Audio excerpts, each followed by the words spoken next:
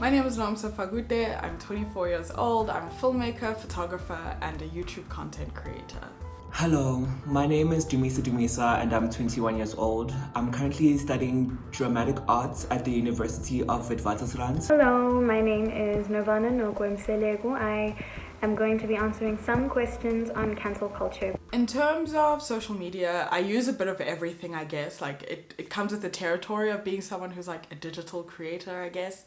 But my mains are definitely Instagram and YouTube. Definitely Instagram, definitely YouTube, and definitely Twitter, but I'm addicted to Twitter, so yeah, I had to deactivate and just kind of find my inner peace and not look for it on Twitter.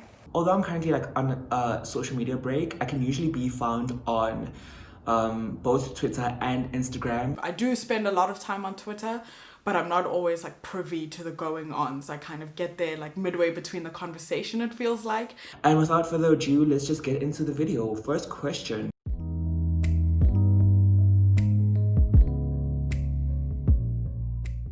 My understanding of cancel culture is that it's a phenomenon by where kind of in contemporary or modern culture where we cancel celebrities or people in the public sphere. It's very hard to explain it without using the word cancel. I understand cancel culture to be an outcome of fan-based culture, which is trying to utilize their power to bring down certain public figures that they no longer see for their own support.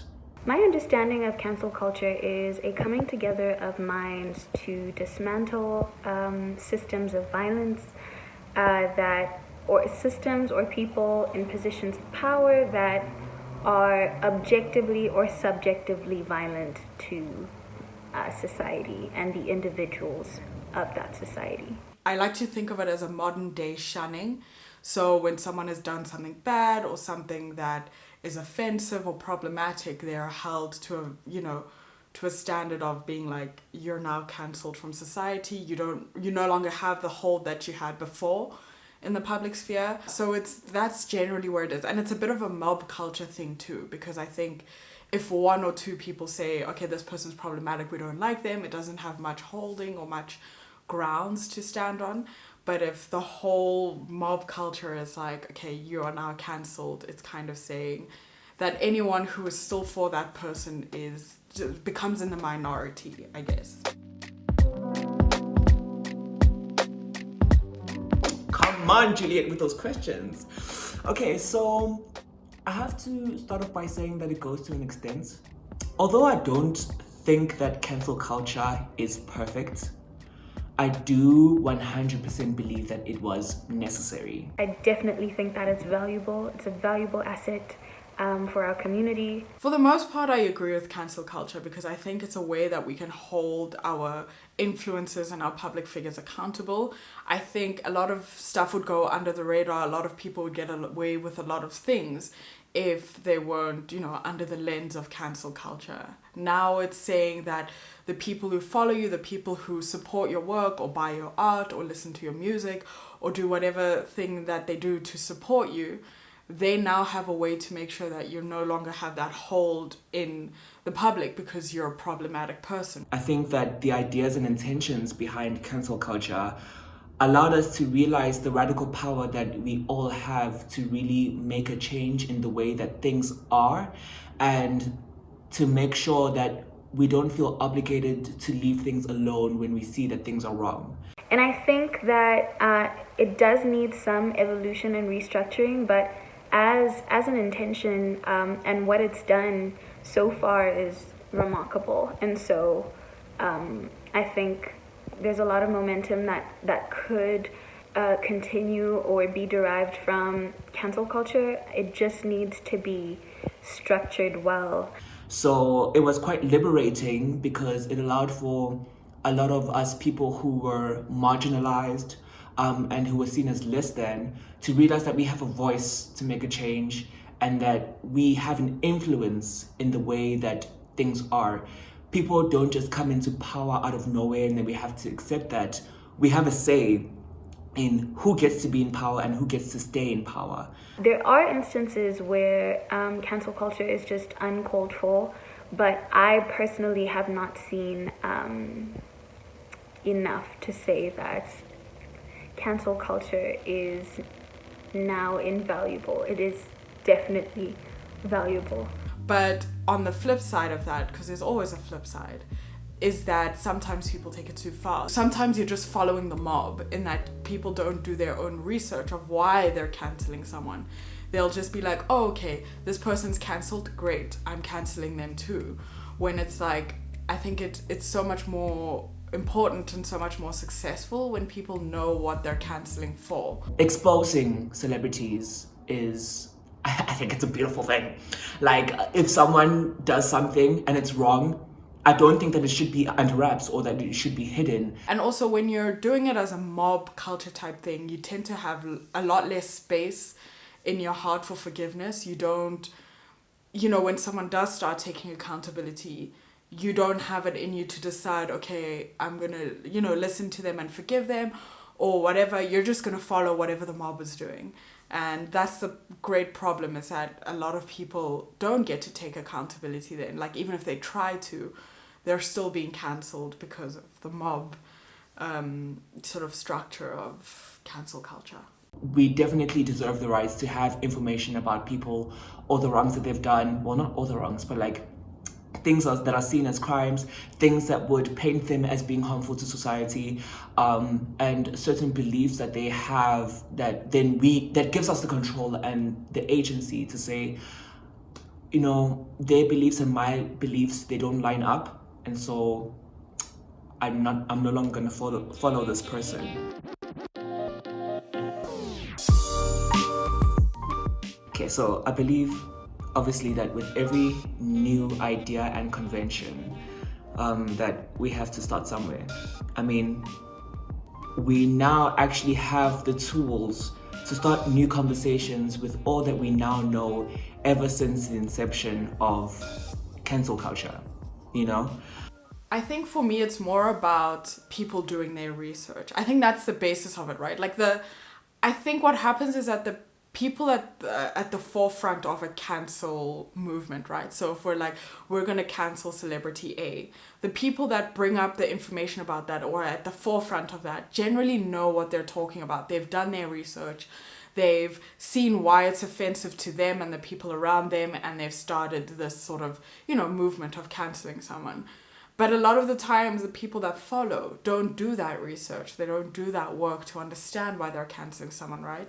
And that's not to say people should just be ignorant to the things that public figures are doing, but it's a matter of, I'm deciding to cancel this person for myself. Obviously the mob led me there, but I'm going to do the research that needs to be done for myself so that I can decide whether to cancel someone. Now that we know more, and now that cancel culture has existed for some time, I think it's about time we stop thinking about cancel culture as such a simple thing or falling into the trap of oversimplifying it. We need to start thinking about cancel culture in a more nuanced way. Basically, we need to realize that there are so many different levels and dynamics that go into the justification of canceling public figures so that we don't end up using or misusing the power that we have with every chance that we get, you know what I mean?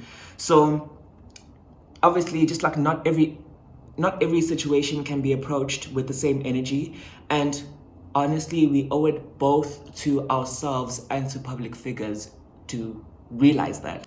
And I think as well that it seems right now that cancel culture is a life sentence.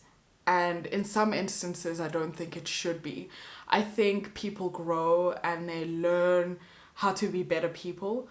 And I think that's part of what it is to be human, right? It's evolving, it's learning to be better, it's better serving your communities and the people around you. And I think it's completely unfair when someone does start doing that work, but they no longer have the space to be uncancelled. Because it's very hard to be uncancelled, which is a good thing, because it's, we shouldn't just be like, nah, he picked up some litter, it's okay, we should let him go. He sent out a public statement.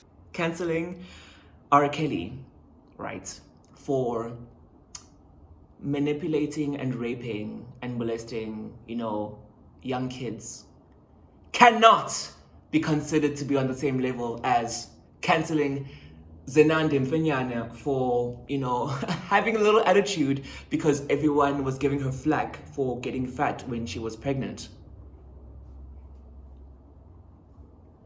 Those are two crimes with scales that are worlds apart, and they can't be dealt with in the same way. We can't have like the same hashtag, cancel Zenande Mfenyana, cancel R. Kelly. Like, if it were up to me, I think the rules of cancel culture would be a lot less mob based, and they would be about actual people who have done the work to find out what someone has done or said and are being offended for themselves or someone around them, but not necessarily just being offended for the sake of being offended, if that makes sense.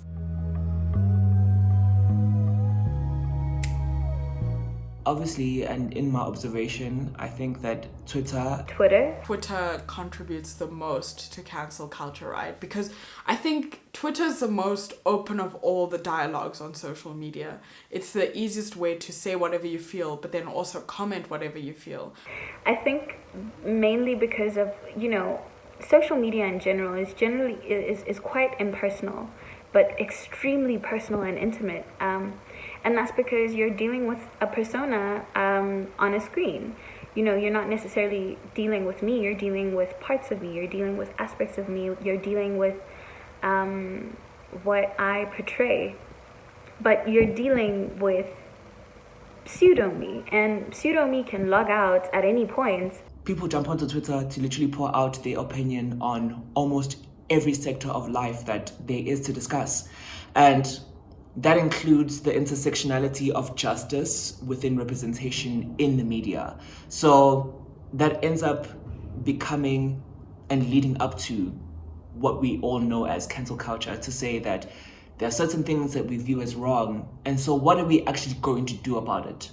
On other social media platforms, it's a bit more restrictive in that there isn't that dialogue of back and forth of conversation. You can't directly tag someone and say something to, you know what I mean? It's just I guess like a Twitter thread as well is very different from threads on other social medias. People are more likely to sit and read, 20 tweets talking about a specific thing, whereas on Instagram stories, you're more likely to swipe away unless that thing specifically speaks to you.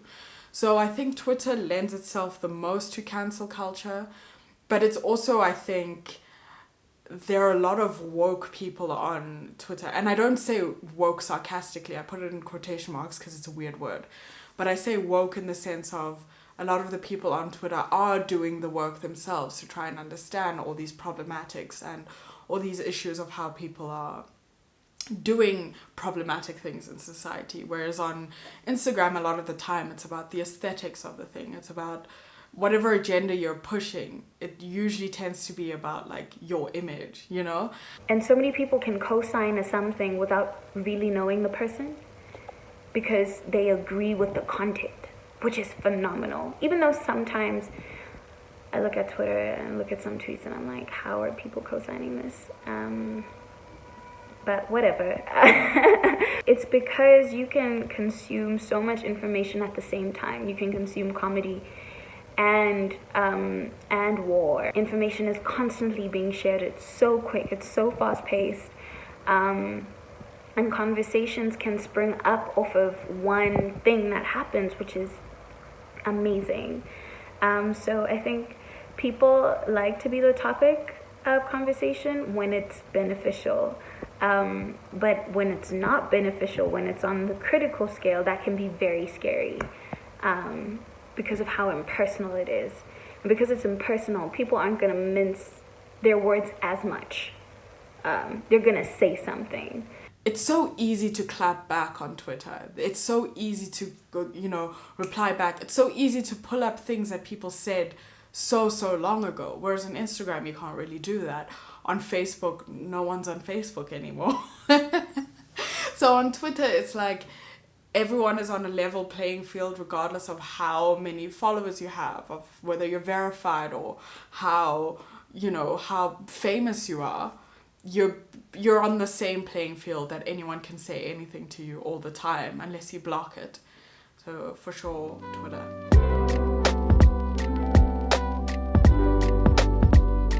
I think the reason why it took our generation to truly start canceling people is the tools that we're afforded and the certain freedoms that we have that weren't present before. So for example, social media, It comes down to two factors in my opinion. The first being that we are obviously the most globally and the most openly opinionated generation to realize the intense power that we have to make a change. Then the second being that we have much more of an open access to celebrities and information about celebrities than previous generations. I think with our generation or this day and age that we're in now, the gap between like celebrities and normal people has closed quite significantly. So it takes a lot less for you to become a celebrity, right? So people can, I don't know, I think we see celebrities as normal human beings. And so we feel like we have the right to cancel them. We feel like we can call them out when they do something problematic. Whereas before, you didn't have that direct closeness to Beyonce, for example. You'd see Beyonce in a newspaper or in a Facebook post or whatever, and then you'd move on with your life. Whereas now, celebrities are engaging with people. So if someone has opinions, if someone has a certain way of thinking, if someone has, a body of information about them, or if someone has a past, if someone has, all those imperfections or all those, flaws in their way of thinking, it's much easier for us to actually link that to the celebrity and not just see celebrities as these perfect little human beings because of how little we get to see them. And so we're able to pick things up a bit more quickly and be like, A lot of us are in charge of our own stories, and it's easier to connect with people who are like you, or who think like you, or who aspire to think like you, or who resonate with your voice, because you have the language that they don't necessarily have, but they're going through the experience of what you're speaking about. We have evidence now, and we can propose our case online to people, to a jury of people, and have them consume that information and do what they want. And usually it's fight if the information proposed is of violence or of a violent nature. And I think a lot of it comes from YouTube, the idea of the YouTube celebrity, how they were just a normal kid making videos in their bedroom, and then they, grew to stardom. But it grew from them communicating with people and talking to their audience as if they were friends. And I think that's the relationship we have nowadays with a lot of celebrities. We see them as our peers, even though they have so much of a bigger reach than we do. But we see them as our peers. And for that, we're like, okay, I'm going to call you out when you're doing something wrong. Whereas before, like, you were just looking up at them and being like, wow, they're so amazing. Their life is so perfect. So you didn't feel like you had the space to say, shucks, that thing that so-and-so did is such an issue. But before, you had to be there. Like, your activism your body had to be there. Or your body had to run away. Now you can log off. Whereas before, violence on black bodies was legal. And now it's illegal, even though systemically acceptable, which is fucked up, and we're working towards dismantling that bullshit. But now we have a buffer. And so that's why I think we have the power or the gall to cancel people.